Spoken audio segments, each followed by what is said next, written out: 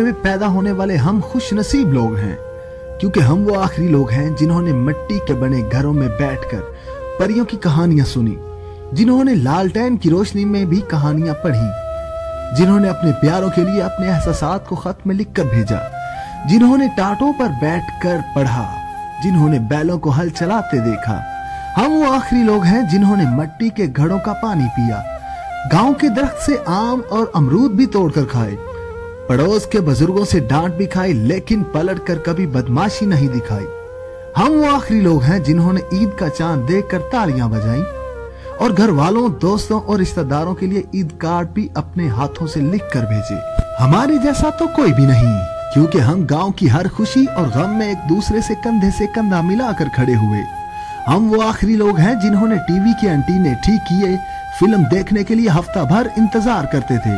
हम वो बेहतरीन लोग हैं जिन्होंने तख्ती लिखने की स्याही गाड़ी की, जिन्होंने स्कूल की घंटी बजाने को एजाज समझा। हम वो खुश नसीब लोग हैं जिन्होंने रिश्तों की असल मिठास देखी। हमारे जैसा तो कोई भी नहीं।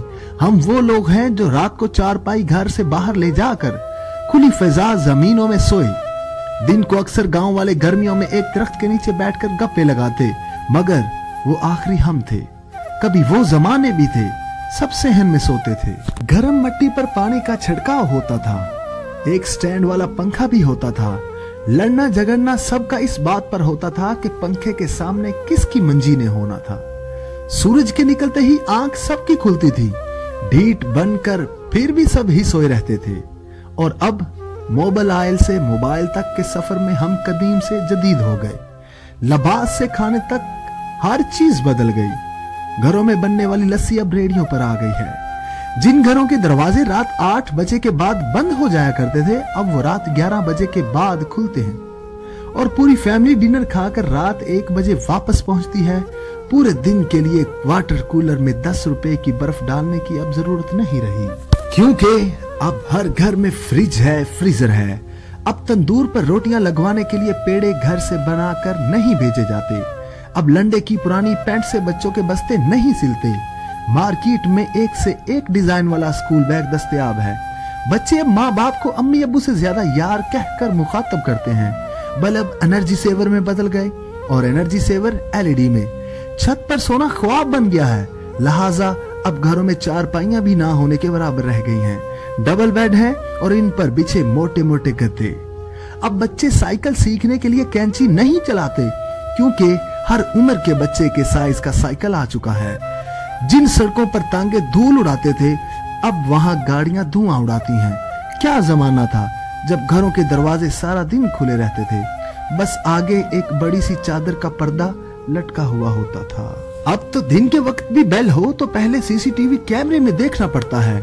शहर से बाहर कॉल करना या मिलाना होती थी तो लैंडलाइन फोन पर पहले कॉल बुक करवाना पड़ती थी और फिर मुस्तकिल वहीं मौजूद रहना पड़ता था। सऊदिया वगैरह से कोई अजीज पाकिस्तान आता था तो गिफ्ट के तौर पर खानदान के बच्चों के लिए खिलौने जरूर लेके आता था। पहले माएं खुद बच्चों के कपड़े सीती थी, बाजार से उनके गोले मंगवा कर सारा दिन जर्सियां बुनती थी। अब नहीं, बिल्कुल नहीं। एक से एक जर्सी बाजार में मौजूद है, सस्ती भी और महंगी भी।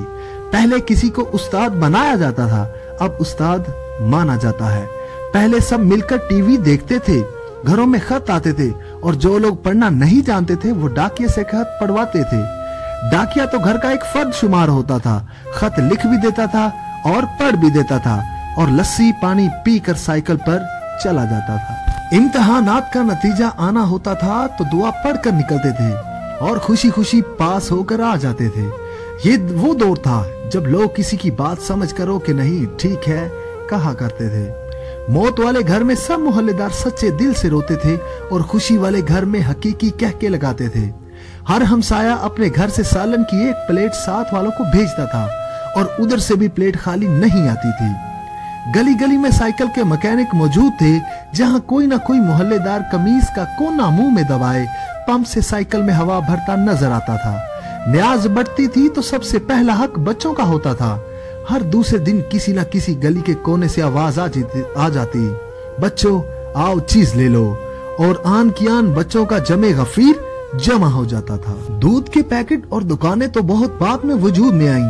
पहले तो लोग बहाने से दूध लेने जाते थे। गुफ्तगू ही गुफ्तगू थी, बातें ही बातें थी, वक्त ही वक्त था। गलियों में चारपाइयां बिछी हुई हैं, मोहल्ले के बाबे हुक्के पी रहे हैं और पुराने बुजुर्गों के वाकयात बयान हो रहे हैं। जिनके घरों में टीवी आ चुका था, उन्होंने अपने दरवाजे मोहल्ले के बच्चों के लिए हमेशा खुले रखे। मट्टी का लेप की हुई छत के नीचे चलता हुआ पंखा सख्त गर्मी में भी ठंडी हवा देता था। लेकिन फिर अचानक सब कुछ बदल गया। हम कदीम से जदीद हो गए। मंजन से टूथपेस्ट तक के सफर में हमने हर चीज बेहतर से बेहतर कर ली। लेकिन पता नहीं क्यों इस कदर सहूलतों के बावजूद हमें घर में एक ऐसा डब्बा जरूर रखना पड़ता है जिसमें डिप्रेशन, सर दर्द, ब्लड प्रेशर, नींद और विटामिन्स की गोलियां हर वक्त मौजूद हैं। अब तो वो सेहन में सोने के सब दौर ही बीत गए। मंजियां भी टूट गईं, रिश्ते भी छूट गए। बहुत खूबसूरत लोग, रिश्तों का दौर, लोग कम पढ़े लिखे और मुखलिस होते थे। अब जमाना पढ़ लिख गया है तो बेमुरव्वत, मफादात और खुदगर्जी सब में खो गया है। क्या जबरदस्त पढ़ा लिखा मगर दरअसल बेहिस जमाना आ गया। लेकिन आज की जनरेशन जब इन बातों को सुनती या देखती है तो वो इसे जहालत का नाम देती है, क्योंकि इन लोगों ने ये दौर अपनी जिंदगी में महसूस ही नहीं किया, तो वो इसकी कदर कैसे करेंगे। ये तो हम हैं जो आज भी ये हसरत दिल में बिठाए हैं कि काश वो जहालत फिर लौट आए, क्योंकि हमने जब अपने माशरे में आंख खोली तो एक खूबसूरत जहालत का सामना हुआ। हमारा गांव सड़क, बिजली और टेलीफोन जैसी सहूलतों से महरूम तो था, लेकिन इत्मीनान इस कदर था जैसे जिंदगी की हर सहूलत हमें मुयस्सर हो। कायनात की सबसे खूबसूरत चीज जो मुयस्सर थी वो थी मोहब्बत। कोई गैर नहीं था, सब अपने थे। नानियाल की तरफ सब मामे, मासियां, नाने, नानियां हुआ करती थी। ददियाल की तरफ सारे चाचे, चाचियां, फूफियां, दादे, दादियां हुआ करती थी।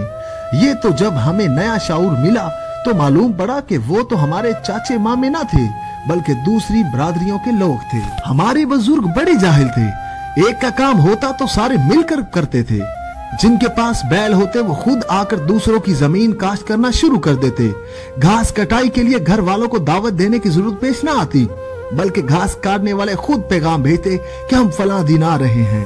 पागल थे, घास कटाई पर ढोल बजाते और अपनी पूरी ताकत लगा देते थे जैसे उन्हें कोई इनाम मिलने वाला हो। जब कोई घर बनाता तो जंगल से कई मन वजनी लकड़ दुश्वार रास्तों से अपने कंधों पर उठा के लाते, फिर कई टन मट्टी छत पर डालते और शाम को घी शक्कर के मजे लूट कर घरों को लौट जाते। जब किसी की शादी हो तो दूल्हे को तो मेहंदी लगी ही होती थी, बाकी घर वाले भी जैसे मेहंदी लगाए हुए हों, क्योंकि बाकी जाहल खुद आकर काम करना शुरू कर देते। इतने पागल थे कि अगर किसी से शादी की दोस्ती कर लें तो उसे ऐसे निभाते जैसे सस्सी ने कच्चे घड़े पर दरिया में छलांग लगा कर न भाई। मक कुटाई, मकई का ऐसे एक एक दाना साफ करते जैसे कोई दोशीजा अपने बाल संवारे। कितने पागल थे, कनक यानी कि गंदम गवाई पर तपती धूप में बैलों के साथ ऐसे चक्कर काटते जैसे कोई सजा भुगत रहे हों। अगर कोई एक फौत हो जाता या जाती तो धाड़े मार मार कर सब ऐसे रोते कि पहचान ही ना हो पाती कि किसका कौन मरा। दूसरे के बच्चे की खुशी ऐसे मनाते जैसे इनकी अपनी औलाद हो। इतने जाहिल थे कि जुर्म और मुकदमों से भी वाकिफ ना थे। लेकिन फिर वक्त ने करवट बदली। अब नई जनरेशन का दौर था, कुछ पढ़ी लिखी बाशाऊर जनरेशन का दौर, जिसने ये समझना और समझाना शुरू किया कि हम बेशक सारे इंसान हों, बेशक सब मुसलमान भी हों, लेकिन हम में कुछ फर्क है जो बाकी रहना जरूरी है। वो फर्क बरादरी का फर्क है, कबीले का फर्क है, रंग और नस्ल का फर्क है। अब इंसान की पहचान इंसान ना थी, बरादरी थी, कबीला था और फिर कबीलों में टब्बर था। अब हर एक साबित करना चाहता था कि मेरा मर्तबा बुलंद है और मेरी हैसियत इम्तियाजी है। इसके लिए जरूरी था कि वो दूसरे को कमतर कहे और समझे।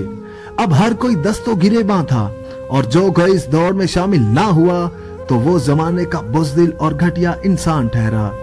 अब घर तो कुछ पक्के और बड़े थे, लेकिन फिर भी तंग होना शुरू हो गए।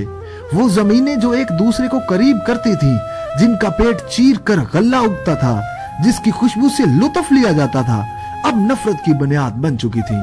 शाऊर जो आया था, अब हर एक को पटवारी तहसीलदार तक रसाई हो चली थी और फिर ऊपर से निजाम वो जिसका पेट भरने को एक दूसरे से लड़ना जरूरी था। अब नफरतें हर दहलीज पर पहुंच चुकी थीं। हम अपनी वो मुता जिसे मोहब्बत कहते वो गंवा चुके थे। अब इंसानियत और मुसलमानियत का सबक तो जहर लगने लगा था। अब तो खुदा भी नाराज हो चुका था। फिर नफरतें अपने अंजाम को बढ़ी। इंसान के कत्ल पर आमादा हो चला था। बर्तरी के नशे में हम घरों का सुकून तबाह कर चुके थे।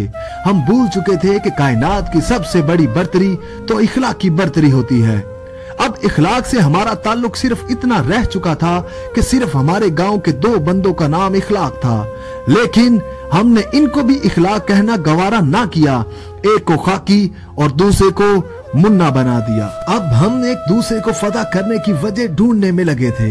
फिर कुदरत ने भी मुआफ ना किया, इसने भी हमें मौका दे दिया। मार धाड़ से जब एक दूसरे को फदा करने में नाकाम हुए तो बात कत्ल पर आ गई।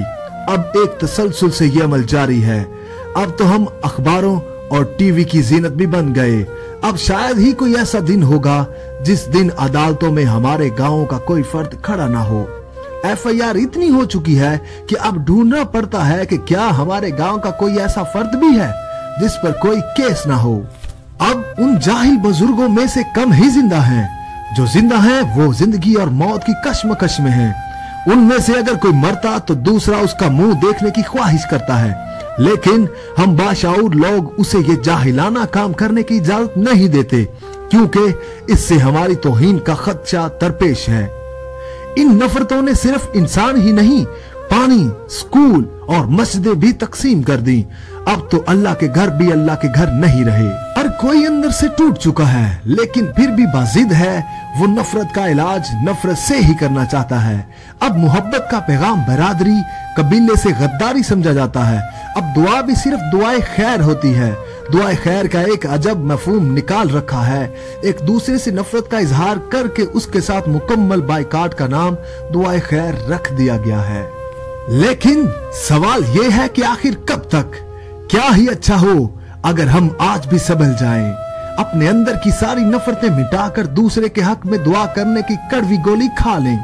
फिर मुमकिन है कि अल्लाह भी मुआफ फरमा दे और हम इस नफरत की आग से निकल आएं, ताकि कोई बच्चा यतीम ना हो, किसी और का सुहाग ना उजड़े, किसी और की गोद खाली ना हो, ताकि हम जिंदगी जैसी कीमती नेमत को जी सकें, इस कायनात के हुस्न से लुत्फ अंदोज हो सकें, अपनी आने वाली नस्लों के लिए ऐसा माहौल पैदा कर सकें कि वो शाऊर, अमल, किरदार की इन बुलंदियों पर जाएं कि वो खूबसूरत जहालत फिर लौट आए जिसने इंसानों को आला इखलाक के दर्जे पर खड़ा कर रखा था।